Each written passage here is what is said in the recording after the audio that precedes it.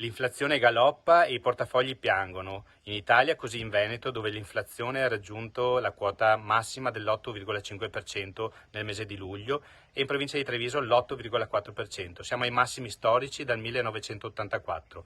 Adriano Bordignon, presidente del Forum delle famiglie del Veneto, commenta con preoccupazione i dati sull'aumento dei prezzi diffusi da Istat e Unione Consumatori.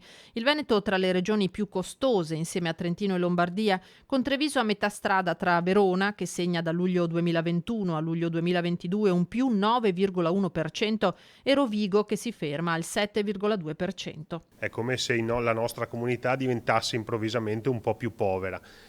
Con l'inverno dietro l'angolo e con l'aumento dei costi delle materie prime, con l'aumento del caro bollette, lo scenario che ci prestiamo ad affrontare è certamente preoccupante. Lo dico da amministratore locale che valuta insieme all'assessore al sociale le richieste di aiuto da parte delle famiglie in difficoltà, e notizie come quella di oggi sicuramente ci dicono che queste richieste di aiuto continueranno ad aumentare. Olio, pane, pasta, burro, i maggiori rincari al supermercato riguardano prodotti che non è possibile non acquistare, per non parlare delle ulteriori spese per l'autunno, dalla scuola al riscaldamento.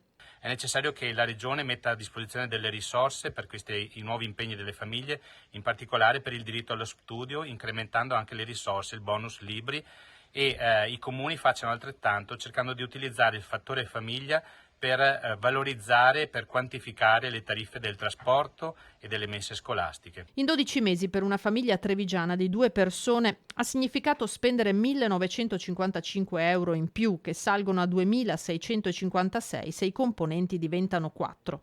Noi come amministrazione di Treviso ci stiamo organizzando per far fronte a questa ondata di emergenza sociale, creando un piccolo tesoretto da destinare alle famiglie in difficoltà. Con l'incertezza governativa che purtroppo sta caratterizzando il nostro Paese, non abbiamo un referente al governo che ci possa garantire sostegno. Difatti la prima richiesta che faccio a chiunque andrà su di avere risposte immediate per far fronte a questa, temo, immediata emergenza sociale che arriverà.